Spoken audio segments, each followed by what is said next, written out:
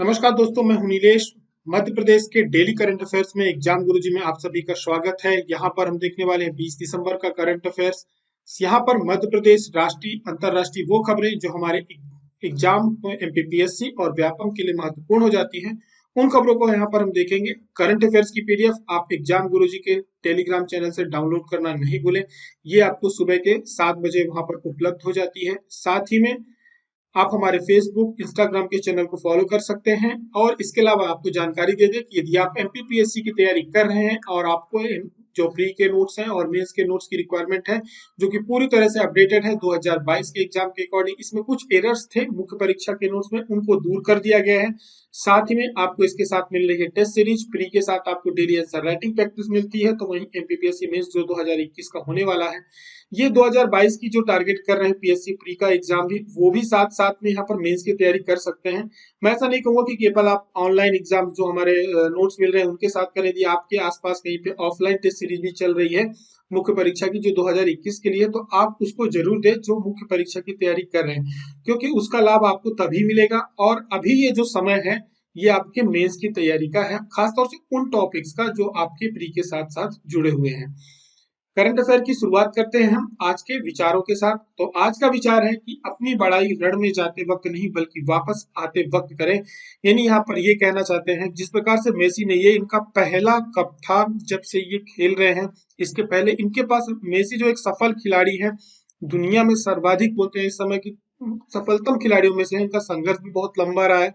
इन्होंने अपने खेल के लिए बहुत संघर्ष किया है और बहुत ही पोलाइट खिलाड़ियों में इनकी गिनती होती है, जमीन से जुड़े हुए खिलाड़ी हैं। लेकिन इन्होंने कभी भी, आप देखेंगे कि इनकी जो पोलाइटनेस है, चाहे ये हो चाहे सचिन तेंदुलकर हो, सचिन तेंदुलकर को भी आप देखेंगे उन्होंने कभी भी किसी भी प्रकार के आरोप में आपको कभी भी मीडिया में कोई वक्तव्य देते या उसका रिस्पांस देते हुए नहीं मिलेंगे। वो सिर्फ अपना काम किया, उन्होंने अपने काम पे फोकस किया, अपने खेल पे फोकस किया और एक महान खिलाड़ी के रूप में स्थापित हुए। ठीक इसी प्रकार से मेसी हैं।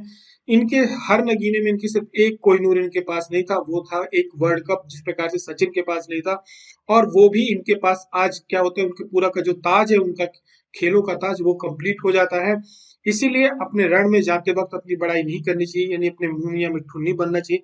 हमारा जो फोकस है वो अगल बगल के कौओं की बजाय हमारा पूरा फोकस हंस की तरह दूध के और पानी को अलग करने में होना चाहिए। हमारा फोकस अपने कार्य पे होना चाहिए। और जब हम लौटते हैं तो उसके लिए हमें बोलने की जरूरत नहीं पड़ती। जमाना जो होता है, ये जो दुनिया होती है, खुद बड़ाई करती है। जो आज 4 लोग आपकी आलोचना करते हैं, वही 4 लोग कल आपकी क्या करते हैं, प्रशंसा करते हैं। तो इसीलिए अपने काम पर फोकस करें। हाँ, यदि आप काम पे फोकस नहीं करेंगे, सफल नहीं होंगे, तो उन 4 को आप अवसर दे रहे हैं कि वो आपकी बुराइयों को आगे बढ़ाते रहें, बुराइयां करते रहें।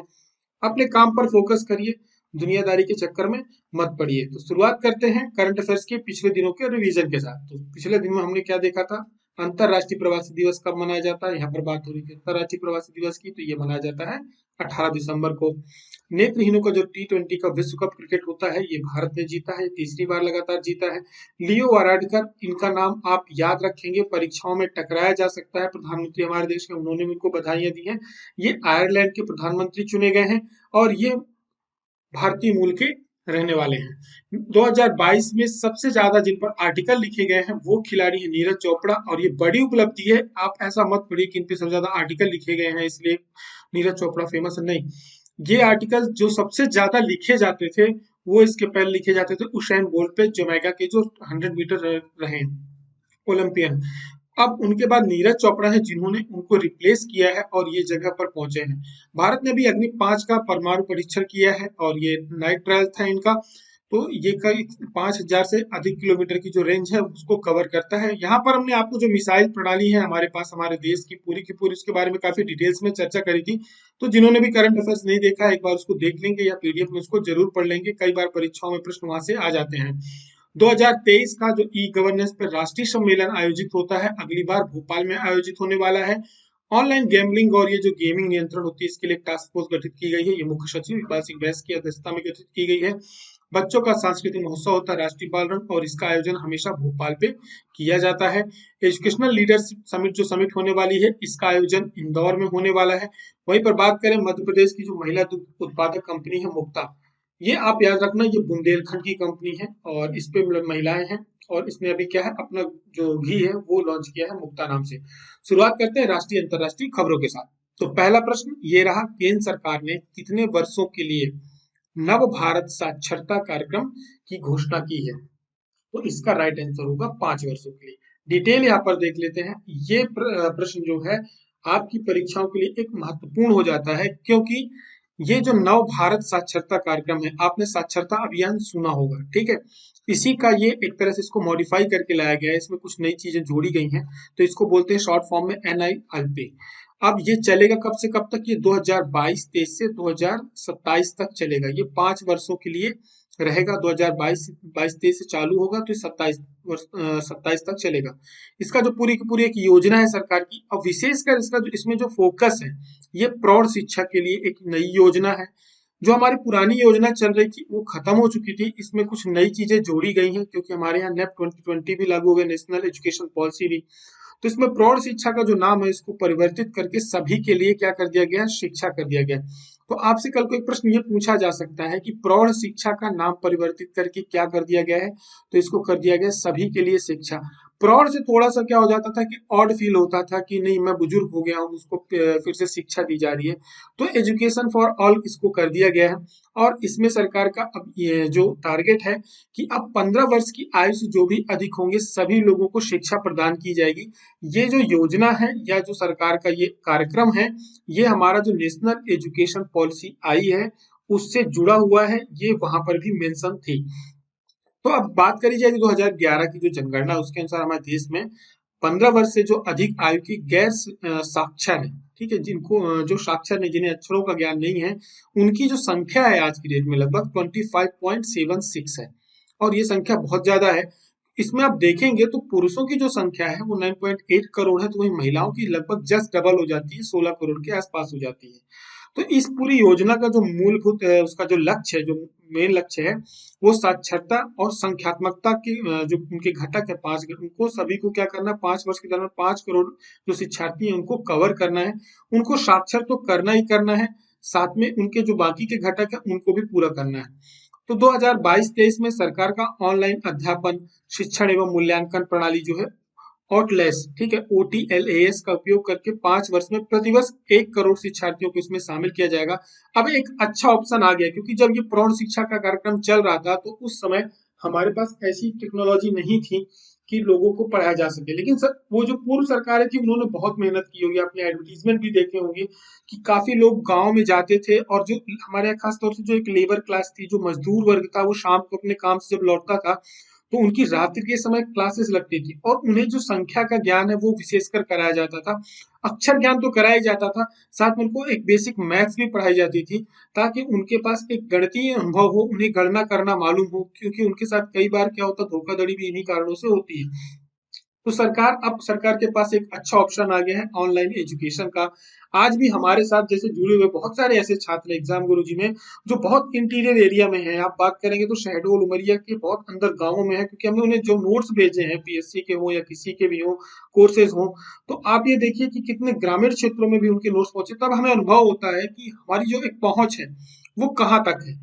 तो यहाँ पर मैं एग्जाम गुरुजी की बात नहीं कर रहा, मैं आपको बता रहा हूँ कि एग्जाम्पल दे करके, ठीक है। अब वहीं पे काफी ऐसे लोग भी हैं जो कहाँ रहते हैं, बाहर रहते हैं, तो वो भी उसका लाभ ले रहे हैं। तो एक ऑनलाइन एजुकेशन का एक कितना बड़ा लाभ हुआ है कि जो त्रिवेंद्रम में, केरला में बैठा हुआ यदि कोई एक छात्र PSC की तैयारी कर रहा है, तो वो टेस्ट सीरीज भी ज्वाइन कर पा रहा है, नोट्स भी ले पा रहा है। ठीक उसी प्रकार से हमारे मध्य प्रदेश के अंदर ही यदि बात करो आप, उमरिया जैसी जगहों पे और बालाघाट वगैरह में जो रहते हैं, बहुत ग्रामीण क्षेत्रों में बच्चे रहते हैं, उनको स्पीड पोस्ट के माध्यम से भी उनके घर तक नोट्स नहीं पहुंचते। वहां तक भी यदि आपकी पहुंच हो रही है एक प्राइवेट इंस्टीट्यूशन की हो रही है, तो सरकार की कितनी ज्यादा वहां तक पहुंच होगी। और ये एक अच्छा माध्यम है ऑनलाइन। तो लोगों को क्या होगा, लोगों को जोड़ने में भी सरकार को काफी फायदा होगा। साथ ही में एक जो इसके लिए काफी एक बोलते हैं ना कि खड़ा करने के लिए, नींव खड़ी करने के लिए पैसा लगता है, इंफ्रास्ट्रक्चर खड़ा करना पड़ता है, तो सरकार की उसमें भी एक बचत होगी। अब इस केंद्र जो प्रायोजित योजना है, इसमें मूलभूत क्या है, साक्षरता और संख्या ज्ञान कराना है। तो इसमें अलग अलग घटक बनाए गए हैं। पहला एक जो महत्वपूर्ण घटक है जीवन कौशल, इसमें वित्तीय साक्षरता, डिजिटल साक्षरता, वाणिज्यिक कौशल, स्वास्थ्य देखभाल, शिशु देखभाल, शिक्षा एवं परिवार कल्याण जागरूकता, ये सारी चीजें रहेंगी। फिर इसके बाद उनके अंदर एक व्यावसायिक कौशल दिया जाएगा, मतलब उनको स्थानीय स्तर पर रोजगार प्राप्त करना है तो कैसे, उसके बारे में उनको अवेयर किया जाएगा कि आप यदि सब्जी लगाते हो तो आपके अंदर क्या क्या नॉलेज, एक सब्जी वाला है यदि वो एक सामान्य साक्षर भी है तो आप देख रहे होंगे आपसे वो डिजिटल पेमेंट करा लेता है। हिंदी का माध्यम का ही उपयोग करे, लेकिन जब वो उनका मोबाइल बोलता है कि आपने इतने रुपए प्राप्त किए, तो आपको अनुभव होता होगा कि आप देखो कभी बैठ करके कि आप सब्जी मंडी जाते हो या फल फूल वालों के पास जाते हो, चाय वालों के पास जाते हो, वो आपको बहुत ज्यादा साक्षर नहीं है, लेकिन जब आप उनको पेमेंट करते हो तो वो सुनते हैं कि हाँ ये पेमेंट प्राप्त हो, यानी उनको क्या होता है कि उनको डिजिटल साक्षरता भी दी गई, साथ में उनको वित्तीय साक्षरता भी दी गई, उनके साथ धोखाधड़ी ना हो, उनको पता चले कि हाँ ये पेमेंट मेरे खाते में आया तभी इस मशीन ने बोला है या मेरे मोबाइल ने बोला है, साथ में अकाउंट के बारे में उनको जानकारी दी गई।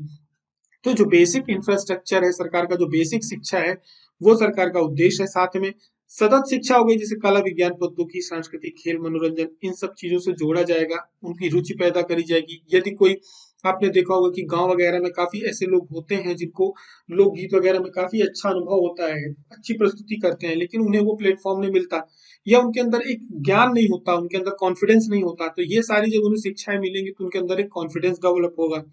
तो अब इसे क्या करेगी सरकार, इसे ऑनलाइन मोड के माध्यम से स्वयं सेवा जो संस्थान है उनके माध्यम से लागू किया जाएगा। सरकार ने एनआईएलपी के लिए कुल जो बजट जारी किया है 1037 करोड़ रुपए किया है। अब इसमें जो अनुपात रहेगा 60% केंद्र सरकार का रहेगा, 40% राज्य सरकार का रहेगा। यदि बात करी जाए उत्तर पूर्वी क्षेत्र जो हिमालयी राज्य है वहां पे 90 और 10 का रहेगा, ये 90% केंद्र सरकार देगी, 10% राज्य सरकार देगी।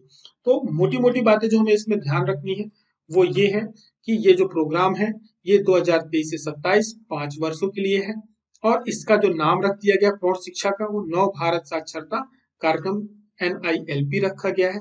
15 वर्ष की आयु से अधिक लोगों को इसमें शिक्षा प्रदान की जाएगी और प्रतिवर्ष 1 करोड़ लोगों को सरकार इसमें साक्षर करेगी। कितने घटक हैं तो 5 घटक है। मोटी मोटी बातें आप ये ध्यान रखेंगे। अब बढ़ते हैं हम लोग, निम्न में से कौन रेल लिंक परियोजना के तहत भारत की सबसे लंबी एस्केप टनल है, तो इसका राइट आंसर होगा एस्केप टनल T49। डिटेल्स यहाँ पर देख लेते हैं। जो उधम श्रीनगर बारामूला का वो जो क्षेत्र है वहां पर टनल बनाई गई है रेल लिंक परियोजना के द्वारा, तो ये हमारे देश की एक बड़ी परियोजना है। तो भारत की सबसे लंबी एस्केप टनल बनाई गई है, ठीक है। और इसके क्या है, इसको जो सुरंग जो है दक्षिण और सुंबर जो स्टेशन यार्ड है उसको जोड़ेगी, और उसके साथ साथ जो सुरंग T50 है उसको भी जोड़ेगी। वहां का गांव है खेड़ा गांव नाला, उसको ब्रिज नंबर 4 को जोड़ेगी। इसके बारे में डिटेल है, लेकिन ये बनाई गई है उधमपुर श्रीनगर बारामूला रेलिंग परियोजना के तहत, ठीक है। अब कटरा बनिहाल जो सेक्शन है, सुंबर खारी स्टेशन है, इन सब चीजों को जोड़ेगी। और ये जो T49 है ये एक तरह से आपने ट्यूब देखी होगी तो उसी की तरह ये सुरंग है और लगभग 12.75 किलोमीटर की है। और इसमें से जो एस्केप टनल है 12.895 किलोमीटर की है। अब इसको अलग अलग उसके माध्यम से जोड़ा जाएगा, और ये जो कार्य है लगभग पूरा कर लिया गया है, और आसपास के जो नदी नाले हैं उनके समानांतर ये निकलेंगे। बढ़ते हम लोग प्रश्न क्रमांक 3 की तरफ। सरगम कौशल है, इन्होंने भी मिसेज वर्ल्ड 2022 का खिताब जीता है। ये किस राज्य की रहने वाली है, तो ये रहने वाली है जम्मू कश्मीर की। और ये जो खिताब है भारत को काफी लंबे अंतराल के बाद मिला है, लगभग 21 वर्षों के बाद मिला है, इसलिए महत्वपूर्ण हो जाता है। जो आखिरी जीता था वो अदिति गोवित्रिकर ने जीता था, डॉक्टर अदिति गोवित्रिकर, इन्होंने मिसेज वर्ल्ड का खिताब जीता था। और इसके बाद जो अगली है वो सरगम कौशल है, ये रहने वाली कहाँ की है, जम्मू कश्मीर की रहने वाली है। और इनका इसकी जो कल्पना की गई थी, जो मिसेज वर्ल्ड टाइटल शुरू हुआ था ये 1984 से शुरू हुआ था, ठीक है। ये जो शादीशुदा महिलाएं होती हैं उनको दिया जाता है मिसेज नाम से, आपको समझ में आ गया होगा, ठीक है। इसके बारे में ज्यादा जानकारी हमें याद करके नहीं रखनी है। हर साल गोवा मुक्ति दिवस कब मनाया जाता है, तो जो हर साल गोवा मुक्ति दिवस मनाया जाता है ये 19 दिसंबर को मनाया जाता है। और आपको पता है अभी कुछ दिन पहले करंट अफेयर में आया भी था, हमने उसके बारे में पढ़ा भी था। 1987 में क्या हुआ था, गोवा को एक तरह से जो पूरा पुर्तगाल के कंट्रोल में था उसको स्वतंत्र किया गया था। उसके लिए ऑपरेशन विजय भी चलाया गया था। पहले वो उनके पुर्तगाल के प्रशासनिक नियंत्रण में था, इसके बाद भारत के नियंत्रण में आया और हमारे देश का 25वां राज्य का उसको दर्जा दिया गया। ऑपरेशन विजय कई बार परीक्षाओं में पूछा जा चुका है। ये एक पूर्ण सैन्य अभियान था। इसके माध्यम से क्या हुआ था, भारत द्वारा गोवा का विलय किया गया था। इसी वजह से 19 दिसंबर को गोवा मुक्ति दिवस के रूप में मनाया जाता है। यदि आप सब गोवा जाएंगे तो आपको आज भी वहां पे पुर्तगालियों का जो मकान है, वहां का रहन सहन, बहुत कुछ आपको जो वहां का लाइफ है वो पुर्तगाली स्टाइल पे ही मिलेगी। और इसके लिए 1946 में क्या हुआ, तो हमारे यहाँ के समाजवादी नेता है राम मनोहर लोहिया, उन्होंने एक ऐतिहासिक रैली का नेतृत्व किया था और इस अभियान की क्या किया था, इसके लिए एक अलग अलग से क्रांति टाइप का पूरा प्रोग्राम चलाया था। अब बात करेंगे हम प्रश्न क्रमांक 5 की, जो सबसे वेटेड क्वेश्चन है। निम्न में से किसने फीफा वर्ल्ड कप 2022 में गोल्डन बूट अवार्ड जीता है? फीफा जीतना तो नाम के लिए होता ही है, एक बड़ी उपलब्धि होती है, लेकिन सबसे ज्यादा प्रश्नों में भी आप पूछेंगे कि परीक्षाओं में पूछे जाने वाले प्रश्न होते हैं तो गोल्डन बूट भी होता है। सर्वाधिक गोल जिसने जो करता है उसे गोल्डन बूट का अवार्ड दिया जाता है। तो ये जो इस बार दिया गया है, एक बहुत ही प्रचलित खिलाड़ी है, जब लियोनेल मेसी है, इनका नाम हम सभी जानते हैं, अर्जेंटीना के हैं। लेकिन किलियन एम्बाप्पे हैं, ये इस वर्ष जो फुटबॉल फीफा 2022 हुआ है, इसमें सबसे ज्यादा नाम कमाने वाले खिलाड़ी हुए हैं, फ्रांस के खिलाड़ी हैं। इनकी उम्र भी अभी 23 साल के आसपास है, क्योंकि लियोनेल मेसी का ये आखिरी वर्ल्ड कप था, इसके बाद ये रिटायर होंगे, लेकिन सबसे ज्यादा आने वाले समय में बहुत सारे रिकॉर्ड तोड़ने वाले हैं। तो आपसे कई बार एक आध प्रश्न पूछ सकता है कि ये किस देश के खिलाड़ी हैं। तो अभी जो वर्ल्ड कप का फाइनल हुआ है कल, उसमें अर्जेंटीना ने पिछले वर्ष का जो चैंपियन था, पिछला चैंपियन था फ्रांस, इसको हरा करके पेनल्टी शूटआउट पे ये कप जीता है। विश्व कप 2022 किसने जीता है फीफा का? तो जीता है अर्जेंटीना ने। फाइनल का जो उसका दूसरा रनअप था वो कौन था? फ्रांस था। अब जो फाइनल मैच आयोजित हुआ था, ये कहाँ हुआ था? पूरा का पूरा जो फीफा कप है वो कतर में हुआ था और लुसेल स्टेडियम में फाइनल खेला गया था। यदि आपसे कल को पूछ लिया जाए कि लुसेल स्टेडियम कहाँ है, तो ये कतर में है।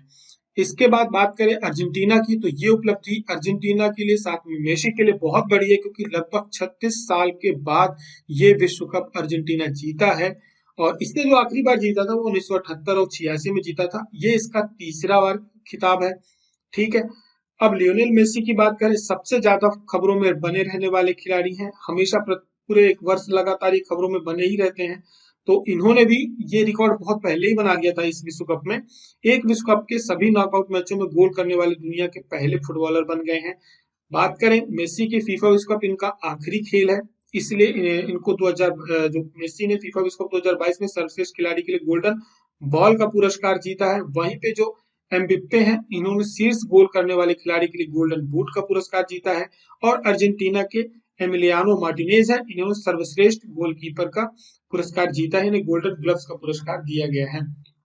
ये पूरी की पूरी एक डिटेल है, ये आपको परीक्षाओं में आपसे पूछी जा सकती है। लेकिन इसमें से जो हमें याद रखना है, विशेषकर याद रखना है, गोल्डन बूट को याद रखना है, कब किसने जीता है ये याद रखना है, कहाँ आयोजित किया गया था ये याद रखना है, और जो उसका स्टेडियम है फाइनल मैच का उसको याद रखना है। गोल्डन बूट, गोल्डन बॉल और गोल्डन ग्लव अवार्ड, ये तीन पुरस्कार महत्वपूर्ण हो जाते हैं, यहाँ से आपके प्रश्न बनते हैं। तो बात करेंगे गोल्डन बूट की, तो किलियन एम्बाप्पे हैं। गोल्डन बॉल पुरस्कार लियोनेल मेसी को मिला है। और गोल्डन ग्लव्स का जो अवार्ड मिला है एमिलियानो मार्टिनेज को मिला है।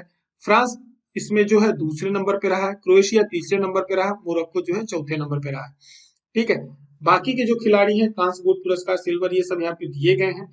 और वर्ल्ड कप में सबसे ज्यादा गोल किसने करे हैं, तो जिसको गोल्डन बूट मिलता है वो सबसे ज्यादा गोल करता है। दूसरे नंबर पे लियोनेल मेसी थे, जिनको गोल्डन बॉल पुरस्कार दिया गया है। आगे की तरफ बढ़ेंगे, बात करेंगे हम लोग प्रश्न क्रमांक 6 की। और यदि आप एमपी पटवारी की तैयारी कर रहे हैं और आपको जनरल मैनेजमेंट कोर्स परचेज करना है, तो आप एग्जाम गुरुजी ऐप के प्लेटफॉर्म से कर सकते हैं। साथ ही साथ एंजेला मैडम के द्वारा पढ़ाई गई इंग्लिश भी यहाँ पर उपलब्ध है, जो कि पूरी तरह से व्यापम की कोर्स के अकॉर्डिंग बनाई गई है। आप इनके वीडियो लेक्चर्स आपने यूट्यूब चैनल पर देखे होंगे, प्लेलिस्ट इनकी अलग से बनी हुई है। साथ में मैनेजमेंट के जो लेक्चर्स हैं वो भी आप एग्जाम गुरुजी के यूट्यूब चैनल पे प्लेलिस्ट बनी हुई है, तो आप वहां पर डेमोस देख सकते हैं कि सर ने किस प्रकार पढ़ाया होगा या मैडम ने किस प्रकार पढ़ाया होगा। इनमें ऑफर चल रहे हैं, ये 496 में उपलब्ध है और इनकी वैलिडिटी आपके कोर्स जो एग्जाम है उसकी कंडक्ट होने तक रहेगी। बढ़ते हम लोग प्रश्न क्रमांक 6 में, सुशासन सप्ताह जो मनाया जाने वाला है मध्य प्रदेश में, कब तक मनाया जाएगा? तो इसका राइट आंसर होगा 19 से 25 दिसंबर तक मध्य प्रदेश में सुशासन सप्ताह मनाया जाएगा। मध्य प्रदेश में अटल बिहारी वाजपेयी जी का ग्वालियर में जन्म हुआ था और उन्हीं के जन्मदिन पे सुशासन दिवस मनाया जाता है। और सरकार ने इसको आगे बढ़ते हुए ये दूसरी बार सुशासन सप्ताह मनाया जाता है। इसकी जो शुरुआत करी गई है 2021 से करी गई है और 19 से 25 दिसंबर तक पूरे देश में सुशासन सप्ताह मनाया जाएगा। अब इसमें क्या होगा, जो सबकी समस्याएं हैं वो जल्दी समाधान किया जाएगा, कलेक्टर जो होंगे सुनवाई करवाएंगे। आमजन लोगों की जो भी समस्याएं ऐसी होंगी जो त्वरित निराकरण इनका हो सकता है वो सब करेंगे, ये सब चीजें होंगी। शासन आपके द्वार पहुंचेगा, सुशासन होगा, लोगों को दिक्कतें किसी प्रकार की नहीं होनी चाहिए। बात करें यदि इसका आयोजन किसके द्वारा किया जाता है केंद्रीय स्तर पर, तो हमें याद रखना कार्मिक लोक शिकायत और पेंशन मंत्रालय है का जो प्रशासनिक सुधार और लोक शिकायत विभाग है DARPG है, उसके द्वारा इसका सुशासन सप्ताह मनाया जाता है। और इसके इस बार क्या है विशेष कि प्रशासन गांव की ओर 2022 का आयोजन किया जा रहा है। ये आप थोड़ा सा याद रखना, इस बार का आयोजन क्या था, तो प्रशासन गांव की ओर, और ये केंद्र सरकार के द्वारा आयोजित किया जा रहा है। बढ़ते हैं हम लोग प्रश्न क्रमांक 7 में। 9वें अंतरराष्ट्रीय वन मेले का आयोजन कहाँ किया जाएगा, तो इसका जो आयोजन किया जाएगा भोपाल में किया जाएगा। और इसका आयोजन लाल परेड मैदान जो भोपाल में वहां पर किया जाएगा। और ये जो आयोजित किया जाता है अंतरराष्ट्रीय वन मेला, ये मध्य प्रदेश राज्य लघु वनोपज संघ है, इसके द्वारा किया जाता है। इसमें क्या होता है, जितने भी वनोपज हैं वो उनका मेला लगता है, उनके बारे जड़ी बूटियों का भी लगता है, साथ में जितने भी हमारे वनोपज संस्थान है, अनुसंधान करता है, वैज्ञानिक है, वो सब उससे जुड़े हुए लोग पूरे वहाँ पे इकट्ठा होते हैं। आप भी उन प्रदर्शनियों में जा सकते हैं, काफी कुछ आपको वहाँ पे सीखने मिलेगा। लेकिन इसका मूल उद्देश्य होता है कि जैसे हमारे जो वनोपज से जुड़े हुए आदिवासी समाज के लोग होते हैं, उन्हें भी एक अच्छा अवसर मिलता है यहाँ पर सीखने का भी और लोगों से जुड़ने का भी, और एक अनुभव मिलता है उन्हें कुछ नया करने का भी। इसकी जो शुरुआत करी गई थी वो 2001 में करी गई थी। वनोपज से जुड़े हुए बहुत सारे प्रोडक्ट होंगे, स्टॉल लगेंगे वहां पे, आपको च्यवनप्राश वगैरह ये सब चीजें वहां पे आपको मिलने वाली और शुद्ध मिलेंगी। अच्छी बात है, यदि आप भोपाल में तो आप यहाँ पे विजिट जरूर करें। इसकी शुरुआत 2001 में की गई थी, वन विभाग लघु वनोपज सहकारी संघ के द्वारा इसका आयोजन किया जाता है। बढ़ते हम लोग प्रश्न क्रमांक 8 की तरफ। शिक्षा समागम का आयोजन कहाँ किया जाएगा, तो इसका जो आयोजन किया जाएगा वो उज्जैन में किया जाएगा। ये भी केंद्र सरकार का जो शिक्षा मंत्रालय है उसके द्वारा किया जाएगा। उज्जैन में 18 जनवरी को उज्जैन शिक्षा समागम नाम से होगा। यहाँ पर हमारी जो भारतीय ज्ञान परंपरा है उस पर विचार विमर्श होगा कि उसको किस प्रकार से जीवंत रखा जाए, उसको आगे बढ़ाया जाए, ये सारी चीजें होंगी। हमारा जो कल्चर रहा है, हमारे पास जो ज्ञान का एक बहुत बड़ा भंडार है, उसको एक सरल माध्यम से किस प्रकार लोगों तक पहुंचाया जाए, क्या क्या तरीके अपनाए जाए, तो बहुत सारे इसमें शिक्षाविद होंगे, भाषाविद होंगे, वो आएंगे बताएंगे और एक बड़े स्तर पर इसका आयोजन होगा। और राष्ट्रीय शिक्षा नीति का जो उद्देश्य है कि जो शिक्षा है वो एक बेसिक शिक्षा विशेषकर मातृभाषा से जुड़ी हुई होनी चाहिए, इन सारी चीजों को यहाँ पर विचार विमर्श होगा, प्रोत्साहन मिलेगा। बढ़ते हैं हम लोग प्रश्न क्रमांक 9 की तरफ। प्रश्न क्रमांक 9 है विंध्यवासिनी माता मंदिर जो कि सलकनपुर में है, ये सलकनपुर किस जिले में है, ये है सीहोर जिले में आता है। डिटेल से आपको देख लेते हैं। ये खबरों में इसलिए है क्योंकि जिस प्रकार से उज्जैन में महाकाल लोक का निर्माण हुआ है, उसको एक पर्यटन के स्थल पे जो आने वाला समय है उसके हिसाब से उसको बनाया गया है, लोगों को आकर्षित करने के लिए सुविधाएं दी गई है जो यात्री वहां पर आते हैं।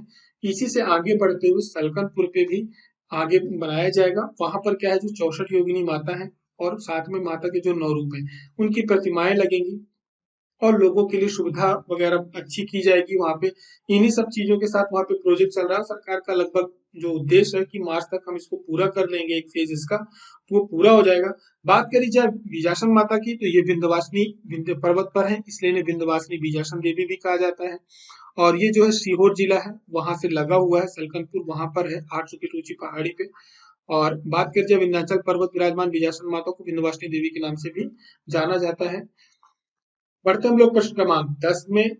मोहनपुरा डैम किस जिले पर बनाया गया है, तो ये बनाया गया है राजगढ़ जिले में। और खबरों में क्यों है, क्योंकि ये जो डैम है ये देश की ऐसी पहली परियोजना है जिसमें प्रेशर से खेतों की सिंचाई की जाएगी। और पूरा जो ऐसा डैम को पाइपलाइन के थ्रू कनेक्ट किया गया है, लोगों को क्या है पानी जो खेतों पे पहुंचाया जा रहा है वो पाइपलाइन के माध्यम से पहुंचाया जा रहा है और सबसे लंबी पाइपलाइन है।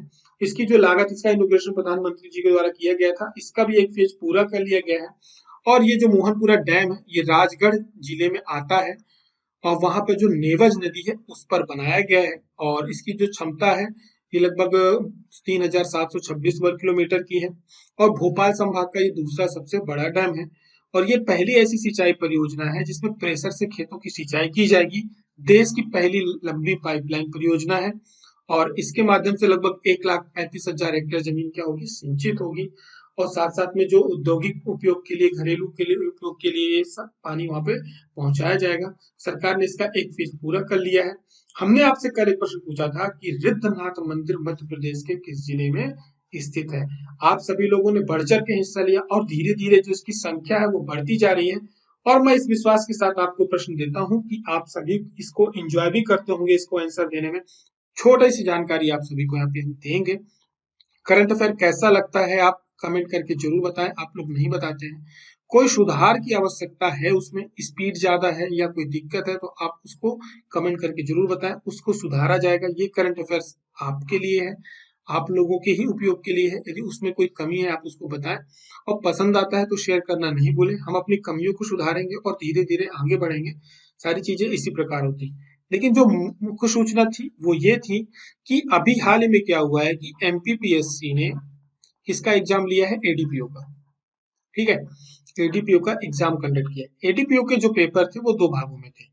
फर्स्ट पेपर जो था और एक सेकंड पेपर था। सेकंड पेपर जो था वो एडीपीओ यानी इनका जो लॉ के सब्जेक्ट होते हैं उससे रिलेटेड था।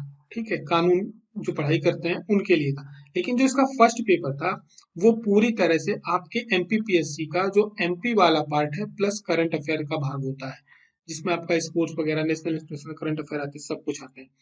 वो जो इसका फर्स्ट पेपर है वो पूरी तरह से आपका जो सिलेबस है मध्य प्रदेश का उससे जुड़ा हुआ था।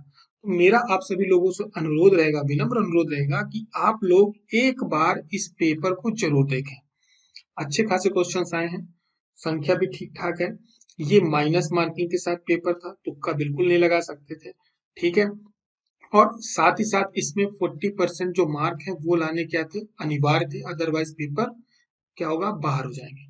तो आप सभी लोग जो करंट अफेयर देखते हैं, मेरा आप सभी लोगों से अनुरोध रहेगा कि एक बार एनपीपीएससी की वेबसाइट पे ये पेपर अपलोड होते ही आप लोग एक बार उसको देखें। और आप सभी को ऐसा लगता है कि मेरी तैयारी बहुत अच्छी है और बाकी के, मैंने टेलीग्राम ग्रुप में बहुत सारी पढ़ाई करी है, पीडीएफ बहुत पढ़ी हुई है, मेरी जबरदस्त तैयारी है। ठीक है, साथ में आप लोग पास इफरात समय रहता है कि Telegram group, WhatsApp group, Facebook में भी बहुत सारे अलग अलग ग्रुप बन गए हैं। पीपीएससी वर्ग 1, 2, 3, 4, 5, 6, पीएससी 21, 22, 23, 24, 25, 26, हर अलग तक ग्रुप है, उसमें 2-2 लाख बच्चे ज्वाइन किए हुए हैं, हमने देखा है उसको।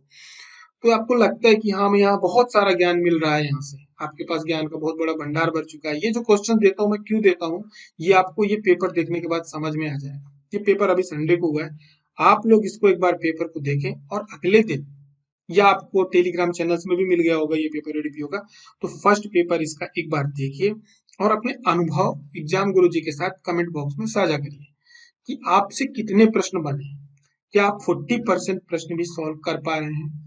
ठीक है, इतना बढ़िया पेपर आया है, वो इतना जबरदस्त पेपर आया है। मतलब एडीपीओ की जो तैयारी करते हैं वो पीएससी की तैयारी करने वाले स्टूडेंट्स नहीं है, उनके लिए तो, उनको बोलते ना कि उनके तो ऊपर से ही गया होगा, उनको समझ में नहीं आ रहा है कि क्वेश्चंस आए क्या से। इतना बढ़िया पीएससी ने पेपर बनाया है कि एक बोलते ना कि एकदम मजा आ जाएगा आपको देखने के बाद। आपको समझ में आ जाएगा कि आपकी तैयारी किस स्तर की है। आज से ठीक 4 महीने बाद, जनवरी, फरवरी, मार्च, अप्रैल के बाद मई में आपका पेपर होने वाला है, और वो भी प्री का ही पेपर, ऑब्जेक्टिव टाइप क्वेश्चन आएंगे। थोड़ा समय ले रहा हूँ, परेशान नहीं हो जाएगा, आप स्किप करने की कोशिश भी मत करिएगा। 4 महीने बाद ठीक मई में आपका एग्जाम है। मई में जिस दिन एग्जाम है उतने दिन आपके पास रिवीजन के ही बचते हैं, तो आपके पास जनवरी से लेकर अप्रैल तक का, दिसंबर न्यू ईयर के साथ खत्म हो जाएगा, क्रिसमस और न्यू ईयर के साथ, तो जनवरी, फरवरी, मार्च, अप्रैल 4 महीने हैं। और आप सभी की तैयारी अच्छी खासी हो चुकी होगी अभी तक, आप लगातार एग्जाम भी दे रहे हैं। एक बार इस पेपर को बिना आंसर की देखे सॉल्व करिएगा, टेलीग्राम चैनल से उसको डाउनलोड करिए, कहीं भी मिल जाएगा फर्स्ट पेपर। और अपने नंबर लिखिएगा और कमेंट करके बताइएगा आपके नंबर कितने आए। कल से लेकर के अगले 3 दिन तक, हमारा कल मंगलवार हो गया, फिर बुधवार, गुरुवार, 3 दिन में आप सभी के कमेंट का इंतजार करूंगा कि किसने किसने एडीपीओ का पेपर सॉल्व किया, उसके जेन्युइन नंबर कितने हैं, ईमानदारी के साथ। अब क्वेश्चंस का लेवल देखिएगा, फिर आप अंदाजा लगाइए कि आपकी क्या तैयारी है, और वहां से आपको एक डायरेक्शन मिलेगा। मैं ये क्यों कह रहा हूँ इतनी बड़ी, इतना समय इसलिए ले रहा हूँ क्योंकि ये पूरा का पूरा पेपर जो फर्स्ट पेपर है ये आयोग के द्वारा बनाया गया है, और पिछले जितने प्रीवियस पेपर हुए, चाहे वो इंजीनियरिंग सर्विस के हुए हों, चाहे वो आपके मेडिकल सर्विस के हुए हों, सभी के पेपर का जो स्तर है वो अब पीएससी काफी ऊपर उठ चुका है। उसने अब वो समय छोड़ दिया कि रानी दुर्गावती की किसके साथ लड़ाई हुई थी, अकबर का कौन सा सेनापति आया था, या रानी दुर्गावती की समाधि कहाँ है, रानी लक्ष्मीबाई की समाधि कहाँ, वो प्रश्न अब समय जा चुका है, वो अब नहीं पूछता है।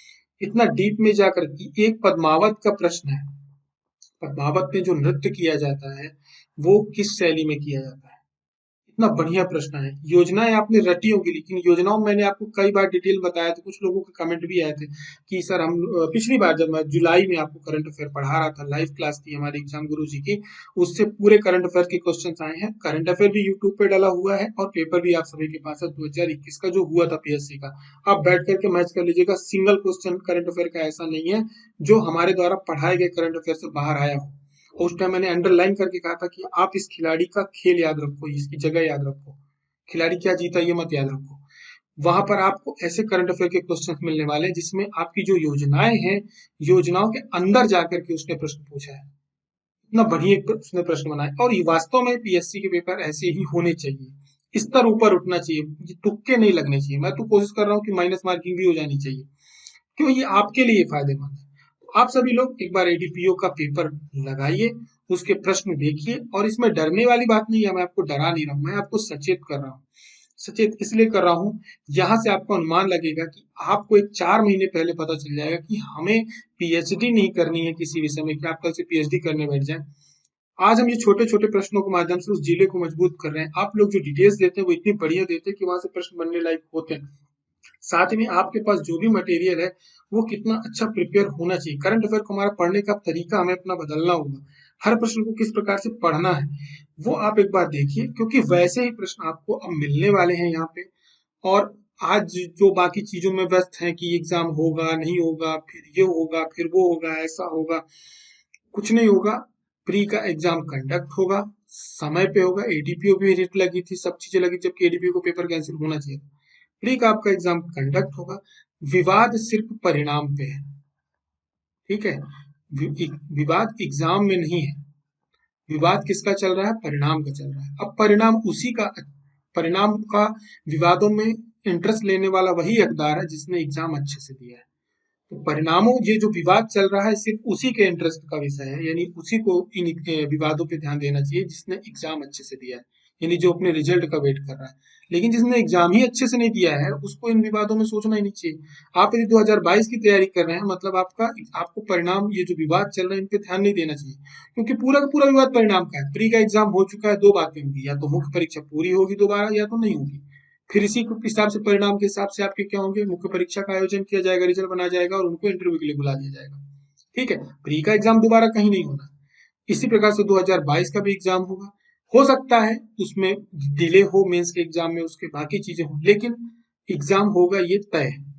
ठीक है, तो आप सभी लोग एडीपीओ का पेपर दीजिए। और मैं आपका यदि ज्यादा समय ले लिया या नुकसान किया तो उसके लिए माफी चाहूंगा। थोड़ा सा बातें कड़वी हो जाती हैं, लेकिन जो मलेरिया बीमारी होती है उसमें एक जूड़ी ताप सिरप आता है, वो सबसे ज्यादा कड़वा होता है, लेकिन फायदा भी सबसे ज्यादा वही करता है। अक्सर जो वो दवाइयां जो कड़वी होती है वो बहुत फायदेमंद होती हैं। कोरोना काल में भी काढ़ा ही सबसे ज्यादा फायदेमंद था। तो ये काढ़ा है आप सभी के लोगों के लिए, कि यदि आपकी तैयारी नहीं है तो आप एक बार एडीपीओ का पेपर दीजिए, आपको पता चल जाएगा आपकी तैयारी कितनी है। परिणामों पे, और ये जो बाकी के ग्रुपबाजी में सब चल रहा है, इन सब चक्करों से बाहर आइए। यदि वो आप उस एग्जाम में इन्वॉल्व नहीं हो तो वहां पे आपका कोई अधिकार नहीं कि आप अपना समय वहां पे बर्बाद करो।